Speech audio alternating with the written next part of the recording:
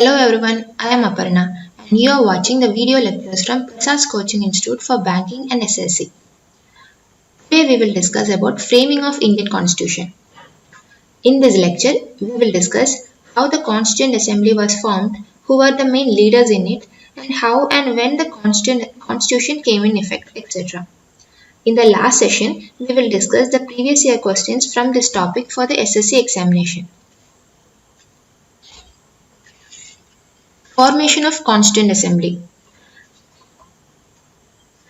The idea of Constituent Assembly was first put forward by Manabendranath Roy, widely known as M.N. Roy. This was acknowledged by INC and they demanded for Constituent Assembly for the first time in 1935 to Britishers. Britishers came up with Cripps Mission Plan in 1942, which was not accepted because of the ideological differences between Indian leaders. Later in 1946, the proposals of Cabinet Mission Plan was accepted by Indian leaders and Constituent Assembly came in effect. The Constituent Assembly came in effect by Cabinet Mission Plan of 1946.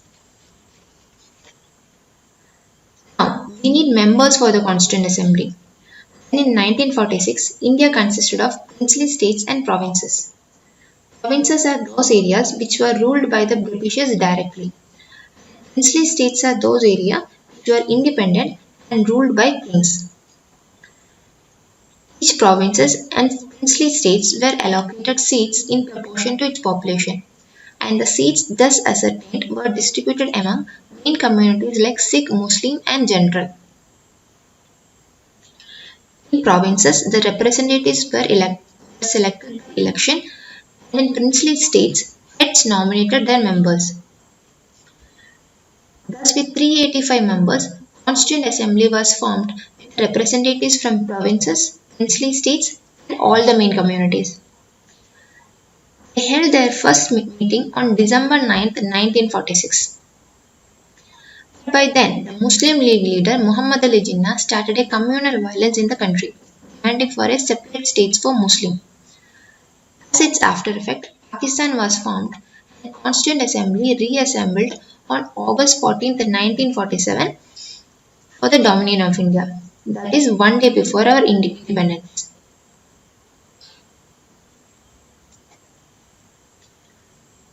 Objective Resolution. On December 13, 1946,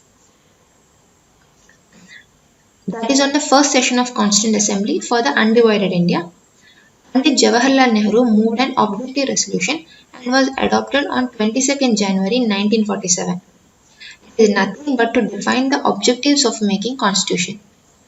The main objectives those were identified were to foster the unity of the nation, to have a federal form of government with distribution of power between center and states, to guarantee and secure justice, equality, freedom of thought, etc. To protect the interest of minorities and backward classes. Maintain the integrity of the territory of Republic and its sovereign rights on land, sea and air. Have a rightful and honored place in the world and make contribution towards the promotion of world peace and welfare of mankind. These were the main objectives that were identified for making the constitution. Objective resolution influenced the eventual shaping of constitution in all its stages. Also, the modified form of objective resolution can be seen in the preamble of the present-day constitution.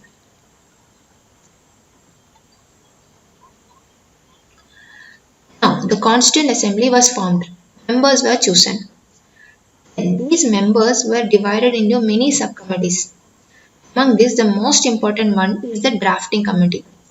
This committee alone we need to study in detail for the SSC examination. Drafting Committee. The Constituent Assembly appointed the Drafting Committee with Dr. B.R. Ambedkar as the chairman on August 29, 1947 to scrutinize the draft of text of Constitution India prepared by Constitutional Advisor B.N. Rao. So B.N. Rao prepared the original draft of text. There were 6 members in the Drafting Committee to assist Dr. B.R. Ambedkar.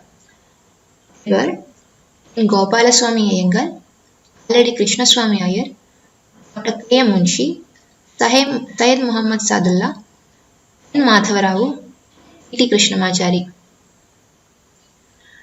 Third and final reading of the draft was completed on November 26, 1949.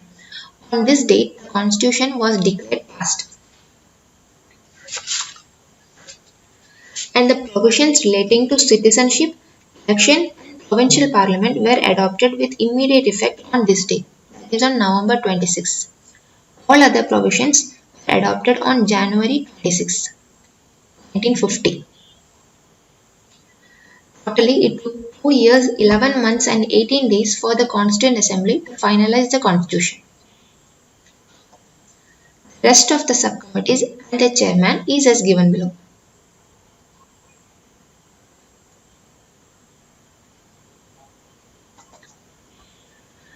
Provisions relating to citizenship, election, and provincial parliament were implemented with immediate effect, that is from 26 November 1949. The rest of the provisions of the Constitution came into force on January 26, 1950. January 26 was selected to commemorate the Purna Swaraj Declaration on 1930. So the Constitution was adopted on November 26, 1949. The Constitution came into effect on January 26, 1950. 26 November we are celebrating as Constitution Day or Samvidhan Divas. January 26 we are celebrating as Republic Day. Now, let's see some previous year questions asked from this topic. First question. Who among the following was not a member of Constituent Assembly established in July 1946? The answer is Mahatma Gandhi. All others were part of Constituent Assembly. Who was the chairman of the drafting committee of the Constitution? A.P. Kripalani, Rajendra Prasad, J.L. Nehru, or B.R. Ambedkar? As we have discussed, the chairman of drafting committee is Dr. B.R. Ambedkar. Third question. Who was the constitutional advisor to the Constitutional Assembly of India? Rajendra Prasad, Dr. B.R. Ambedkar, Sir B.N. Rao, Sri K.M. Munshi. Sir B.N. Rao is a constitutional advisor for the Constituent Assembly. He was also India's representative to the United Nations Security Council from 1950 to 52.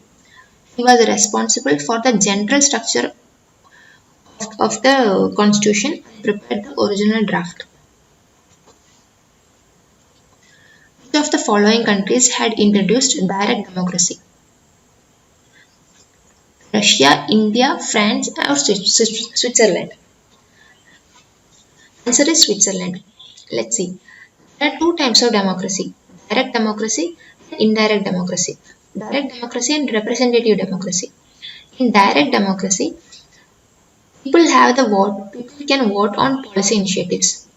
While in representative democracy, people vote for representative who then vote on policy initiatives. Many countries that have the representative democracy have a political action called a referendum. In referendum, the people hold the ability or a binding vote on whether the given law should be rejected. This grants the population a veto power on a law adopted by the elected legislature. It is a kind of direct democracy. So Switzerland follows this system of democracy. So the answer will be Switzerland. Constitution of India was adopted on 26 January 1950, 26 January 1949, 26 November 1949 or 31st December 1949. The answer is 26 November 1949. The Constitution was enacted or adopted on November 26, 1949 and the Constitution came into effect on January 26, 1950. So the answer is November 26th. Next question. Who among the following was the President of the Constituent Assembly of India? Dr. Rajendra Prasad, Jawaharlal Nehru, M.A. Jinnah, Lal Bahadur Shastri. Dr. Rajendra Prasad was the President of Constituent Assembly of India. He later became the first President of independent India. Also, the first temporary two-day President of the Constituent Assembly was Dr. Sachidananda Sinha.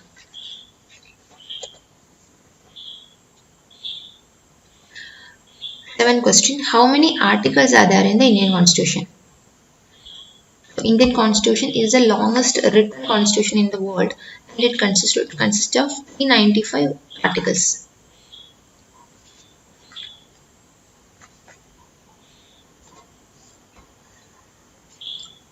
The Constitution of India came into force on, it's on 26 January 1950. Second question. The Constitution of India contains 40 articles, 395 articles, 400 articles, or 404 articles. As we have discussed before, the longest written constitution in the world is our Indian Constitution, consists of 395 articles. The drafting of Constitution was completed on. The drafting of Constitution was completed on the same day it was enacted or adopted, that is on 26 November 1949. 11th question. The concept of Constitution first originated in Switzerland, Britain, USA, or Japan? The answer is England or Britain. The concept of Constitution was first originated in Britain.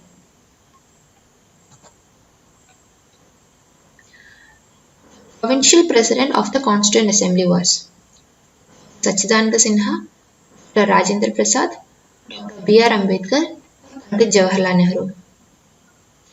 Provincial President of Constituent Assembly is Dr. Sachidananda Sinha. He was the President for 2 days. Later, Dr. Rajendra Prasad became the permanent President of Constituent Assembly.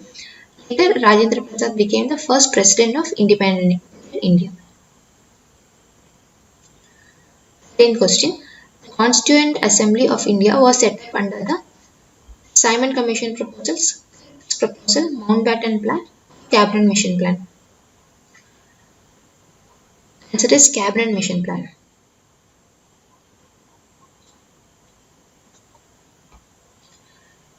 The basic principle of liberty theory of democracy is emphasized by John Locke are universal adult franchisee and right to property, representative democracy and workers' right, popular sovereignty and constitutional government, women's suffrage and popular sovereignty. Answer is universal adult franchisee and right to property. Direct democracy is a system of government in which people choose the civil servants, directly elect their representatives, people take part directly in the policy making and administration of the country, government officials consult people on various appointments. Answer is people take part directly in policy making and administration of the country. In direct democracy, people take part directly in policy making. While in representative democracy, people choose a representative who then formulates the policies. January 26 selected as the date for inauguration of the Constitution because it was considered to be an auspicious day. On that day, the Quit India movement was started in 1942. The Congress has observed it as the Independence Day in 1930. None of this.